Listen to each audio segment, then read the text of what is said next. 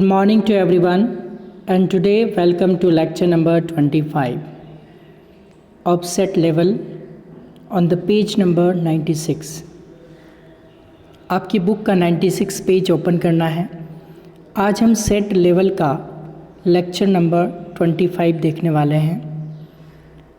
इसमें ऊपर 24 में आपने इन्हें पार्टी कॉन्वर्सेशन पढ़ा था, और ये जो हैं इसी से रिलेटेड प्रैक्टिकल वोकेब यहाँ पे आया है।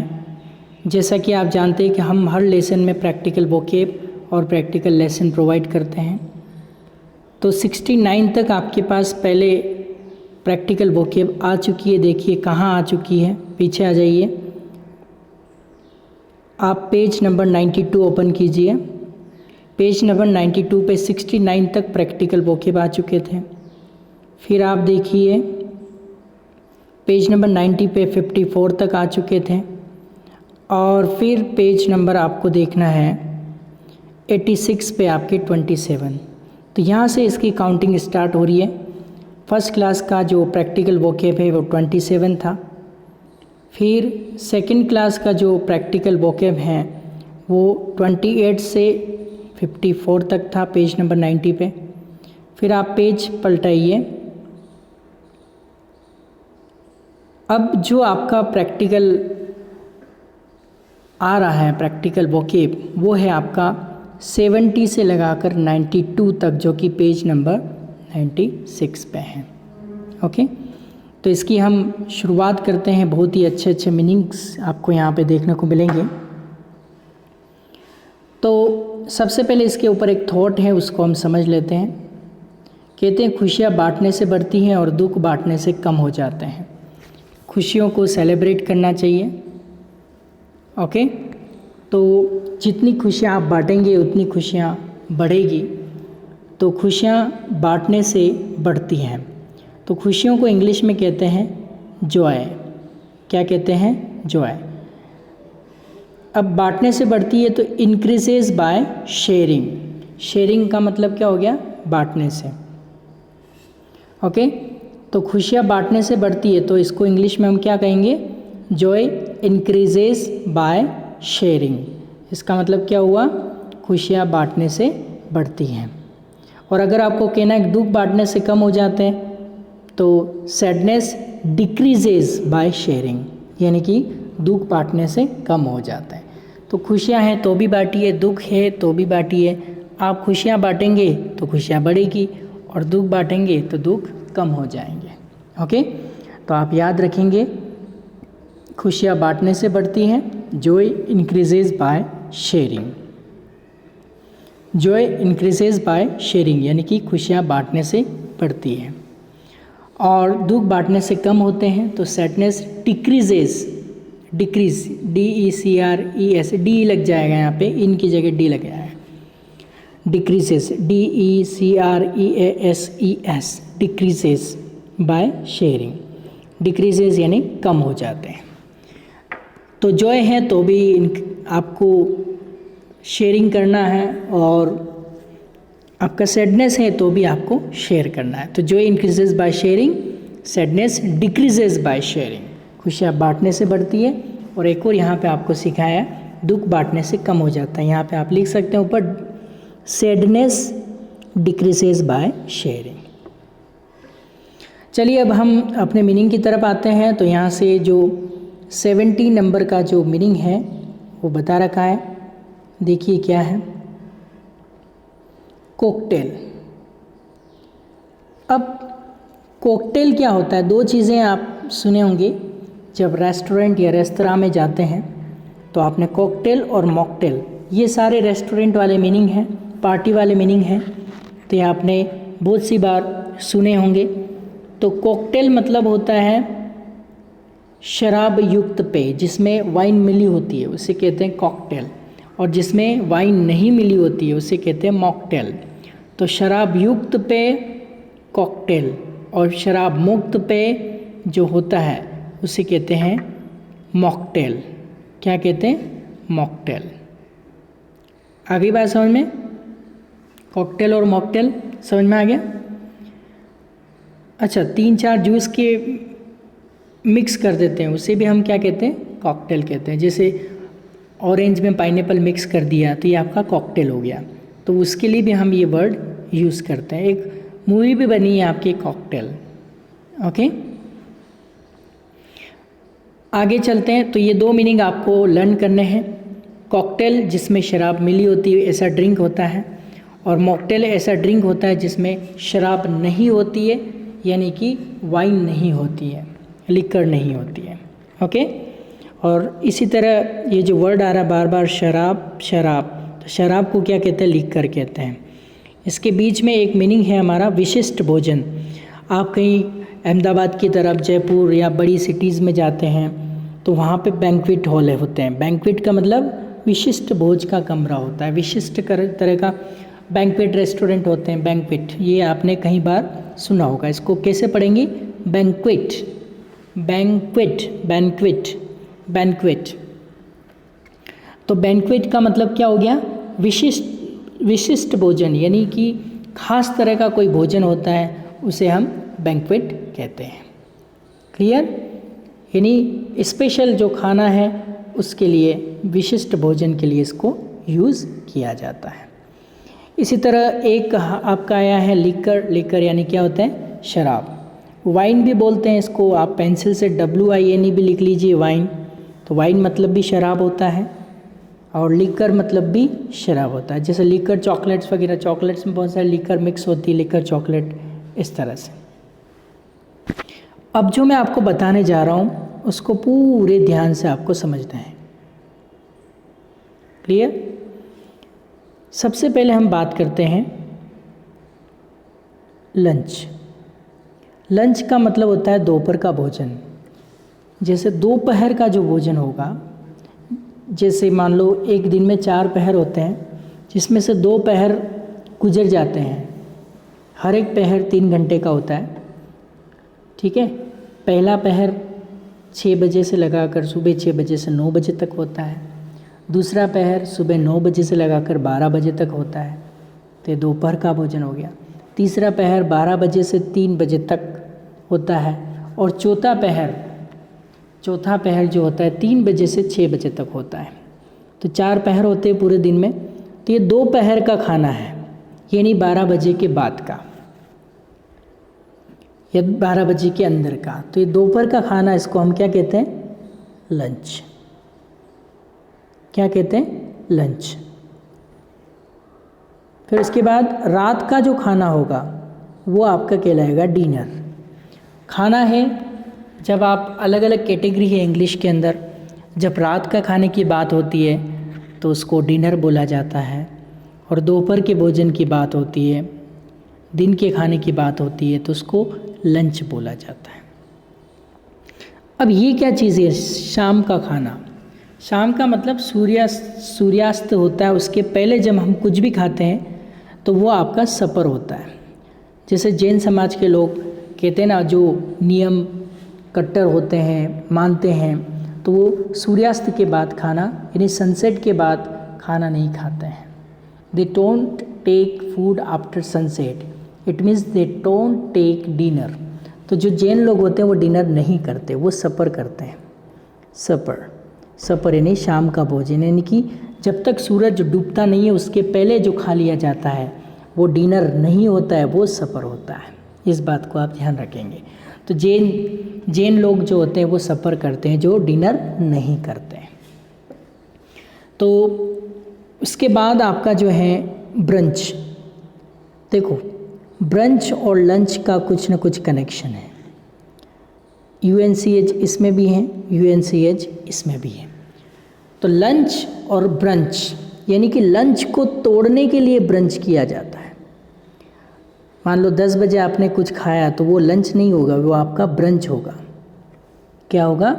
ब्रंच हो गया। यानी कि 12 बजे के बाद कुछ भी खाते हैं वो लंच में जाता है। 12 बजे से पहले 9 बजे से लगाकर 12 बजे तक आप कुछ भी खाते हैं तो वो इस पूरे पहर के अंदर जो जाता है वो ब्रंच के अंदर जाता है। ब्रंच मतलब देर का नाश्ता। और 9 बजे के पहले आपने खाना कुछ भी खाया है 9 बजे के पहले, तो वो आपका ब्रेकफास्ट हो गया। ब्रेकफास्ट मतलब क्या हो गया? सुबह का नाश्ता। ओके, तो अब आप इसको देखेंगे, ये ब्रेकफास्ट जो वर्ड ये बना कैसे है, ये दो वर्ड से मिल के बना है, एक तो ब्रेक और एक फास्ट। इसको जब साथ में फास्ट को ब्रेक के साथ में बोला जाता है तो ब्रेकफास्ट हो जाता है, फास्ट नहीं बोलते इसको, ब्रेकफास्ट। तो अब आप देखिए कि ब्रेकफास्ट बना कैसे है, ये दो वर्ड से मिल के बना है, एक तो ब्रेक यानी कि तोड़ना और फास्ट यानी कि व्रत या उपवास। जब इस वर्ड को बनाया जा रहा था तो आप ऐसे मानिए ये वर्ड बना कैसे। ब्रेकफास्ट आप कब लेते हैं, सुबह का नाश्ता कब लेते हैं, जब आप रात को डिनर करके सो जाते हैं। सुनना ध्यान से, जब आप रात को डिनर करके सो जाते हैं, तब ऐसा तो नहीं है कि आप 12 बजे या 1 बजे या 2 बजे उठ के वापस कुछ खाना खा लेंगे। एक बार आपने डिनर कर लिया तो फिर सो गए, हद से हद क्या आप क्या करोगे, तो पानी पी लोगे। जैन होगा तो पानी भी नहीं पिएगा वो रात को, ठीक है। तो जैनियों के तो रात से सुबह तक उपवास हो जाता है, तो उसको भी फास्ट कहते हैं। और अजैन जो होते हैं वो शाम से रात को डिनर करने के बाद तो कुछ खाएंगे नहीं, और सुबह पिएंगे तो ऑब्वियसली कभी 10 बजे 11 बजे रात को प्यास लगे तो पानी पी लेंगे, 12 बजे 1 बजे, तो पानी से वो फास्ट टूटता नहीं है। तो जैनियों के लिए तो उपवास हो गया और उनके लिए व्रत हो गया। तो ये रात से सुबह तक आपका क्या हो गया, फास्ट हो गया, कुछ नहीं खाया आपने, तो ये फास्ट ही हो गया। और सुबह उठ के आपने कुछ भी खा के इसको फास्ट को क्या कर दिया, ब्रेक कर दिया। क्या कर दिया, इस रात से सुबह तक आपका फास्ट था, तो उस फास्ट को आपने क्या कर दिया, ब्रेक कर दिया, यानी कि उसको तोड़ दिया। तो इसलिए ये वर्ड बन गया ब्रेकफास्ट, इसलिए इसको कहते हैं सुबह का नाश्ता, ठीक है। और ये जो नाश्ता है स्नैक्स, ये आप कभी भी ले सकते हैं, इसके लिए कोई टाइम नहीं है, फिक्स नहीं है। जैसे मार्केट में गए, आलू बड़े अच्छे लगे, समोसे अच्छे लगे, जैसे फतेहगंज नगर में आपके फेमस है मगन जी के आलू बड़े, है ना, तो गए कभी भी उठा के खा लिए, तो ये स्नैक्स हो गया आपका। ये ना तो आपके ब्रेकफास्ट में आ रहा है, ना ब्रंच में आ रहा है, ना लंच में आ रहा है, चलते फिरते कुछ भी हम खा लेते हैं, तो वो स्नैक्स के अंदर कहलाता है। किस में कहलाएगा, स्नैक्स के अंदर। तो एक बार हम देख लेते हैं ये मीनिंग क्या क्या है। तो सबसे पहले आप सुबह 9 बजे के पहले कुछ भी खाएंगे वो आपके ब्रेकफास्ट में जाएगा। किस में जाएगा, ब्रेकफास्ट के अंदर जाएगा। जैसे मान लो सुबह 9 बजे से पहले आपने कुछ भी खाया तो वो आपका क्या हो गया, एक तरह से ब्रेकफास्ट हो गया। फिर मान लो 12 बजे के पहले, 9 बजे और 12 बजे के बीच, 9 बजे के बाद और 12 बजे के पहले आपने कुछ भी खाया तो वो आपका ब्रंच हो गया, यानी कि देर का नाश्ता हो गया। ब्रेकफास्ट होता है, ब्रेकफास्ट के बाद ब्रंच होता है, ब्रंच के बाद 12 से 3 बजे तक कुछ भी खाते वो आपका लंच होता है। तीसरे पहर में आप कुछ भी खा रहे हो वो आपका लंच हो गया। और फिर आप शाम को जो सूर्यास्त, जैसे 7 बजे जनरली सूर्यास्त हो जाता है, 7 बजे या 7 बजे के पहले पहले जब सूर्यास्त, ध्यान रखो आप, सूर्यास्त के पहले पहले आप कुछ भी खा लेते हैं तो वो आपका सपर होता है। सपर यानी शाम का भोजन। और फिर आप सूर्यास्त हो जाता है यानी सनसेट हो जाता है, ठीक है, तो फिर आप कुछ भी खाते हैं वो आपका डिनर होता है रात का, ठीक है। और चलते फिरते मार्केट में कुछ भी कचौरी समोसे वगैरह कुछ भी खा लिए तो ये आपका स्नैक्स के अंदर जाएगा। ये नाश्ता है, इसका कोई टाइम नहीं है, ठीक है। तो आपको क्या क्या करना है, कंप्लीट ब्रेकफास्ट, ब्रंच, लंच, सफर, डिनर और चलता फिरता स्नैक्स, ये मीनिंग आपको लर्न करने, अच्छी तरह से लर्न करने, बहुत ही अच्छे से आपको समझा दिया है। अब नेक्स्ट आपका जो मीनिंग आ रहा है वो है आपका बारबेक्यू। बारबेक्यू भी बोलते हैं, आर को साइलेंट भी करते हैं। बारबेक्यू, घर के बाहर तंदूर पर, घर के बाहर जो तंदूर पर बनाया हुआ खाना होता है वो आपका बारबेक्यू कहलाता है। क्या कहलाता है, बारबेक्यू। भाभी क्यों, ऐसा नहीं है, भाभी नहीं, बाबी क्यों, बाबी क्यों, भाभी क्यों ऐसा मत बोलना, भाभी क्यों नहीं बोलना है, बाबी क्यों बोलना है। क्या बोलना है, बाबी क्यों। तो आप ऐसा समझ लो घर से बाहर से गए हुए हैं भाभी, तो आप पूछेंगे भाभी क्यों, है ना। तो इस तरह से इसको मैंने तो ऐसे ही लर्न किया था, इसको भाभी क्यों। भाभी घर से बाहर गए तो अब घर से बाहर तंदूर पर कौन खाना बनाएगा, तो भाभी क्यों ऐसा, तो भाभी क्यों से बना भाभी क्यों। ठीक है, तो ये याद करने के तरीके होते हैं, जैसे आप चाहें वैसे लर्न कर सकते हैं, पर लर्न करने हैं। तो इस साइड कौन कौन से मैं एक बार रिपीट कर देता हूँ।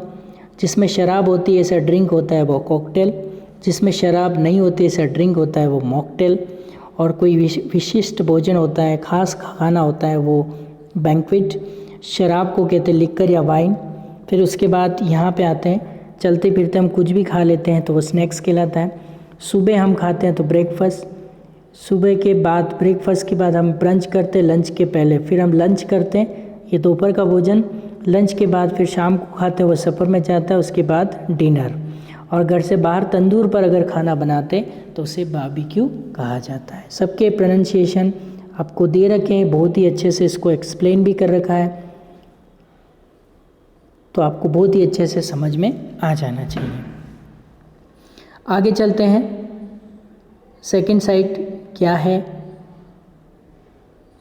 देखिए। भारतीय जो खाना होता है उसे इंडियन कहते हैं, ये तो आपको अच्छी तरह से पता है। कौन सा खाना कहते हैं, इंडियन कहते हैं। अब एक खाना होता है यूरोपियन खाना, यूरोपियन खाने को कहते हैं कॉन्टिनेंटल। ठीक है, कॉन्टिनेंटल यूरोपियन खाना क्या होगा, सी फूड वगैरह इस तरह से कॉन्टिनेंटल फूड के अंदर आता है। तो कॉन्टिनेंटल का मतलब जो यूरोपियन खाना होता है उसको हम, जैसे चाइना का खाना है तो चाइनीज़ बोलते हैं, ठीक है, अमेरिका का खाना तो अमेरिकन, और यूरोप का खाना है तो उसको यूरोपियन या कॉन्टिनेंटल बोला जाता है। और जो भारत का खाना है उसे इंडियन बोला जाता है, ठीक है, इंडिया से इंडियन। चीन का खाना है चाउमीन वगैरह है तो ये चाइनीज़ हो गया, और यूरोपियन खाना जो कॉन्टिनेंटल कहलाता है, ठीक है, ये आपको ध्यान रखना, क्या कहेंगे इसको, कॉन्टिनेंटल। चाइनीज़ तो आप याद रख सकेंगे, कोरोना वायरस की तरफ से आप बिल्कुल चाइना को कभी भी नहीं भूल पाएंगे। तो ये चाइनीज़, बहुत सारे चीन का जो खाना है वो अजीब सा होता है। और इसी तरह से यहाँ कॉन्टिनेंटल यानी कि यूरोपियन खाना, सजावट करते हैं, डेकोरेशन नहीं बोलेंगे इसको, हम पढ़ेंगे डेकोरेशन। सही उच्चारण आप सीखेंगे तो जिंदगी भर आप सही इंग्लिश बोलेंगे, गलत उच्चारण अगर आप सीखेंगे तो जिंदगी भर आप गलत उच्चारण बोलेंगे, लोग आपको मतलब एक इम्प्रेशन नहीं आप दे सकते अगर प्रोनाउंसिएशन उसका करेक्ट नहीं होता है। तो यहाँ पे सजावट को आपको डेकोरेशन नहीं बोलना है, सजावट को आपको बोलना है डेकोरेशन। डेकोरेशन नहीं बोलेंगे, इसको हम डेकोरेशन पढ़ेंगे। फिर होटल के अंदर जब हम खाना खाने जाते हैं तो जो वेटर होता है, अब जब सभी इसको वेटर ही बोलते हैं, लेकिन आपने कभी सोचा है इसको हिंदी में क्या बोलते हैं। वेटर तो एक इंग्लिश वर्ड होता है, इसको हिंदी में बोला जाता है बैरा। अब कभी भी आप वेटर को बैरा बोल दो तो बुरा मान जाता है, जबकि बहरा अलग शब्द है, बैरा अलग शब्द है। तो बैरा हिंदी में बोला जाता है, जबकि आप तो इंग्लिश ही बोलिए वेटर, ओके। और जो बैरे में जो बैरा होता है यानी क्या उनका मेन जो होता है, जैसे एक ग्रुप होता है, वेटर का एक ग्रुप होता है, उनमें जो मेन वेटर होता है उसको कैप्टन कहा जाता है। क्या कहते हैं हम, कैप्टन, यानी कि हेड बैरा जो हेड वेटर होता है उसको हम क्या कहते हैं, कैप्टन कहते हैं। तो आपको ध्यान रखना है, वेटर और जो हेड वेटर रहता है उसको कैप्टन कहा जाता है। आप जब भी रेस्टोरेंट में खाना वगैरह खाने जाते हैं तो वहाँ पे एक चम्मच, छुरी और चाकू तीनों लगे हुए थे, एक सेट होता है जो आपके टेबल के ऊपर पड़ा रहता है। तो चम्मच, छुरी और चाकू का जो सेट है उसको एक साथ बोला जाता है कटलरी। क्या पढ़ा जाता है, कटलरी। बहुत ही अच्छा मीनिंग है, आप इसको लर्न कर लीजिएगा।